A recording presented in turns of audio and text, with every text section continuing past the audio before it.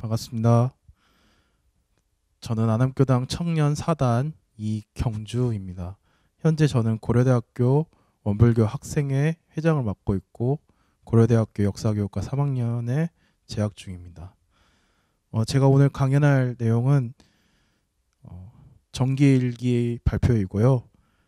정기일기 중에 심신작용 처리건입니다.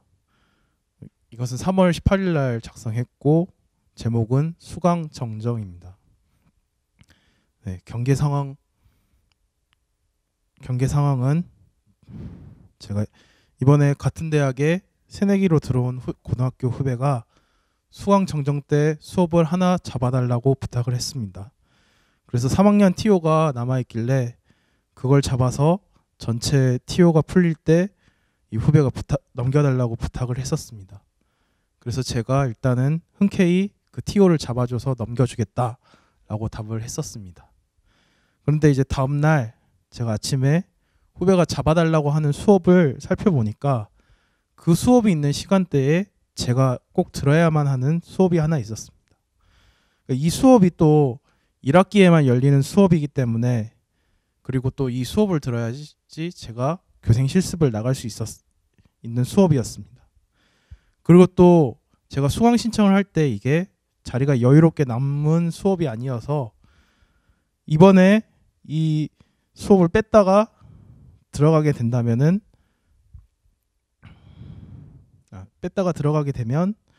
내가 또 못 들어갈 수 있다라는 상황이 되었습니다. 그래서 이때 저는 후배에게 내가 수업 자리를 맡지 못할 것이라고 말할 것인지, 아니면 어떻게든지 후배와의 신의를 지킬 것인지 하는 고민이 들었습니다.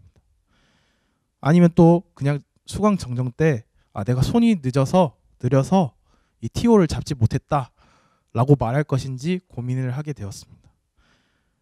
이 순간에 온전함을 챙겨보았는데, 일단 후배에게 바로 카톡을 보내지 않고 이 상황에 대해서 잠깐 생각해 보았습니다. 지금 3월 18일 시점에서 이 수강성 정정은 그 다음 주 월요일이었습니다. 그러니까 대략 일주일 정도의 시간이 남아 있었습니다.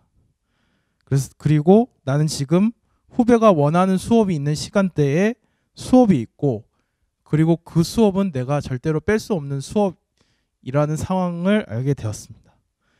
이에 대해서 12회를 한번 분석을 해보았습니다.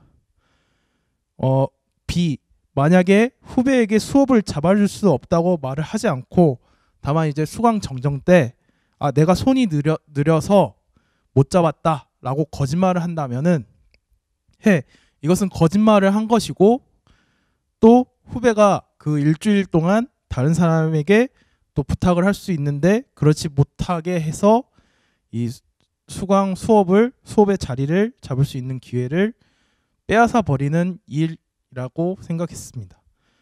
그리고 또 B를 보면 어떻게든지 후배와의 신의를 지키려고 해서 내가 들어야만 하는 수업을 뺀다면은 해는 내가 들어야 하는 수업을 듣지 못하게 돼서 내가 나중에 교생 실습을 가지 못하게 될 수도 있다라는 생각을 했습니다.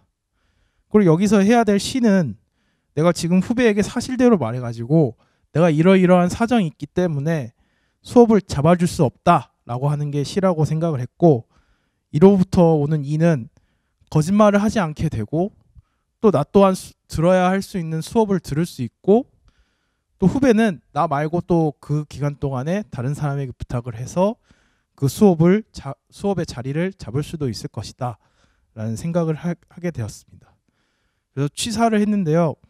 후배에게 내가 그 시간대에 꼭 들어야 되는 수업이 있다 라고 사정을 말했고, 어제 내가 살펴보지 않고 너에게 답장을 해서 미안하다, 나는 이 수업을 뺄 수 없으니 다른 사람에게 부탁하면 좋겠다 라고 카톡을 보냈습니다.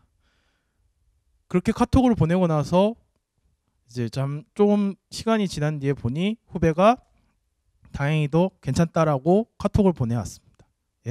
이상 일기 발표를 마치도록 하겠습니다.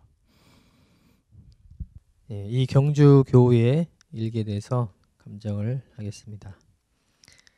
시간 따라서 마음의 흐름을 잘 보고 취사한 내용을 잘 정리했습니다. 좋은 일기고요. 시비 따라 나타나는 이해를 생각해서 취사의 방향을 잘 잡았습니다. 그리고 취사를 하여서 서로 은혜가 되도록 이렇게 한 좋은 일기가 되겠습니다. 첨언하자면 처음 후배의 부탁을 받았을 때부터 연말을 해서 답을 주었다면 고민하고 혹은 괴로울 수 있는 상황이 되지 않았지 않은가 생각을 해보고요. 흔쾌히 대답을 했기 때문에 그에 따른 책임을 져야 하고, 그러니까 거짓말을 한다든가 또는 내 수업을 희생한다든가 하는 이 번뇌에 빠지게 되었던 것 같아요.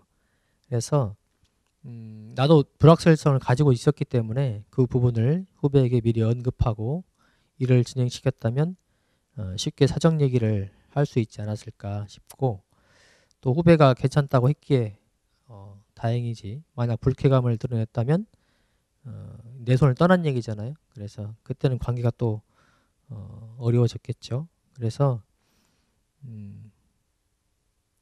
이렇게까지 디테일하게 공부를 해야 될까 싶기도 하지만은 경계에 따라 이 챙기는 마음은 디테일해야 그 미안하다는 말을 덜하게 되는 것 같습니다. 저도 요즘 많이 하고 있는 공부인데 대답하기 전에 전후 상황을 잘 살피고 또는 저는 달력 보기를 잘 하는데 그런 것 등을 통해서 미리 연말을 해갈 때 경계에 따라서 번뇌에 빠지지 않고 잘 취사를 할 수 있을 것 같고, 이렇게 해야 내 삶을 내가 이렇게 온전하게 컨트롤할 수 있고 그럴 때 더 명확하게 연말을 할 수 있게 되는 것 같습니다. 경조원 일기 고맙고 수고 많았습니다. 감사합니다.